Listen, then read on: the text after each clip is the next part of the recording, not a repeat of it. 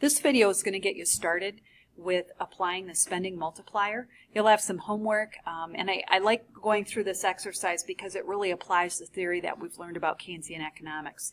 Remember that Keynesian economics really focuses on the fact that the government has a duty to get involved with using fiscal policy. It could be either injecting or decreasing government spending or adjusting the tax rates to get the economy to full employment.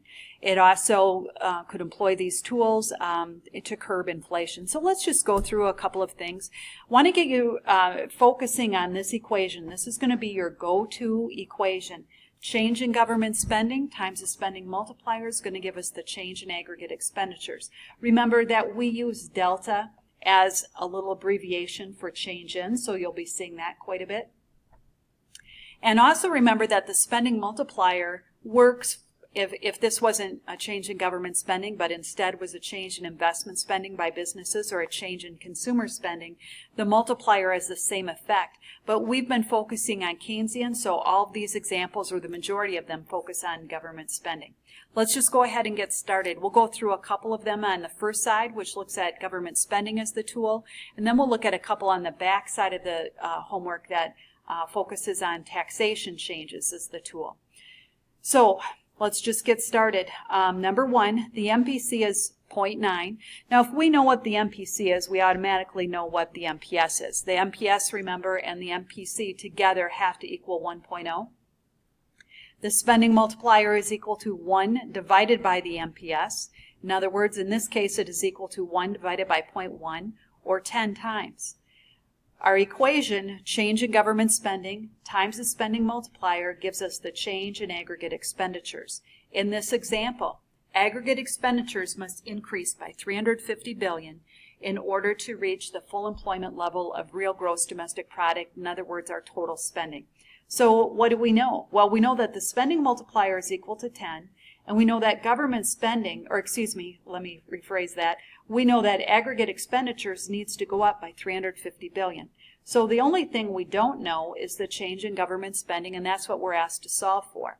We know two of the three variables. We can very easily solve for this. We're going to just divide both sides by 10, and the change in government spending necessary to increase aggregate expenditures by $350 billion is $35 billion. So the government, if it injects, according to this theory, if the government injects $35 billion into the economy through spending, it could be roads, it could be bridges, it could be infrastructure, broadband, aggregate expenditures will increase not by $35 billion, but by $350 billion. And that'll get us, in theory, to the level of real gross domestic product necessary to get to that full employment level. Let's look at number two. Very similar, except we're going to look at, instead of increasing spending by the government, we're going to decrease. And that's because here we have an inflationary gap, and that means spending is too great. Too much spending leads to increasing price levels, and we know that as inflation. That erodes economic stability, and it can derail political stability as well. So we need total spending to go down. Aggregate expenditures must decrease by $250 billion to eliminate an inflationary gap. So let's just go ahead and set up our equation. Change in government spending times the spending multiplier is going to give us the change in aggregate expenditures. What do we know? We know that aggregate expenditures this time must decrease by $250 billion. And let's solve for the spending multiplier. Remember that it is equal to 1 divided by the MPS. The spending multiplier in this case is 1 divided by 0.1. Again, the MPC is 0.9. The MPS must be 0.1 because together they have to equal 1.0. So we have a spending multiplier of 10. Spending multiplier is 10. So we are going to, again, solve for the change in government spending necessary to drive down total spending by $250 billion. We know two of the three variables. That's beautiful. We just solve for the unknown. We're going to divide both sides by 10. Change in government spending necessary to decrease aggregate expenditures by $250 billion is $25 billion. Negative, which means, again, that government spending needs to decrease by $25 billion to cause aggregate expenditures to go down by $250 billion. Just a little clarification on some of the terms as we go through these. Number 3, recessionary gap. What do we mean there? That means that the level of spending is below the amount necessary to achieve full employment. So we have a recessionary gap. We need aggregate expenditures to increase. In number 4, instead of solving for government spending, you are given what government spending is. So you will go right back to the equation. You were told what government spending is. You will solve for the spending multiplier. And this time it's very straightforward. You're going to be solving for the change in aggregate expenditures. Number 5, again, what we have here is a recessionary gap. So aggregate expenditures needs to increase. And this time you are given what the spending multiplier is. So if you turn over to the next side, number 6, again, we have an inflationary gap. Spending is too great. It needs to be lowered. Number 7, very similar, but we have that aggregate expenditures must increase, so we're going to solve for government spending. And now I want to just shift your attention to a different tool of fiscal policy, and that is modifying taxes instead of modifying government spending. So again, we have the change in taxes times this time, not the spending multiplier, but the tax multiplier, and that's going to give us the change in aggregate expenditures. Now, just a little review.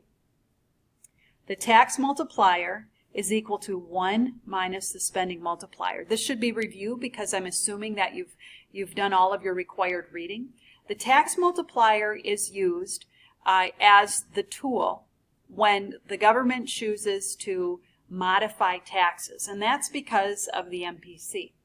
If government spending goes up by a certain amount, that's wonderful. But instead, if it chooses to decrease taxes or increase taxes, we have to understand that our disposable income is going to go up. But we know from learning about the MPC and the MPS that consumers are not going to spend the entire additional disposable income. They're going to save some too. So the tax multiplier adjusts for that. Let's go ahead and just go through number 8. Number 8 says that the MPC is 0.75. Well, if the MPC is 0.75, the MPS is 0.25. The spending multiplier is equal to 1 divided by 0.25, and that gives us 4. But remember, we aren't going to apply the spending multiplier. We are going to apply the tax multiplier. Very simple equation. We're simply going to take 1 minus the spending multiplier to get the tax multiplier. In this case, we're going to take 1 minus 4, and we get a tax multiplier of minus 3. Now let's set up our equation. The change in taxes times the tax multiplier will give us the change in aggregate expenditures. Our scenario is this. Aggregate expenditures must increase by 100 million. So we know what this needs to be. This needs to be a positive 100.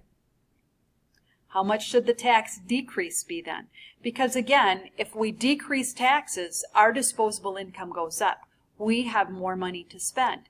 If business taxes go down, their income goes up as well. So keep that in mind. So we need a decrease in order to increase spending. The tax multiplier is minus 3. We're going to solve for the change in taxes. We have 2 of the 3 variables. We're good to go. We're going to divide both sides by negative 3. And we find that the change in taxes necessary to increase aggregate expenditures by 100 is $33.3 million. So a tax decrease of $33.3 million in Keynesian economics will cause aggregate expenditures to go up by $100 million. Number 9, just a little caution here. You are given the MPS. You do not need to solve for it. I hope this video has helped you understand how Keynesian economics works and also helps you understand the role of the spending multiplier and the tax multiplier. Remember that when our government takes actions to adjust the economy or to stabilize the economy, we call that fiscal policy. And it has 2 tools to do that, spending and taxation. Thanks very much.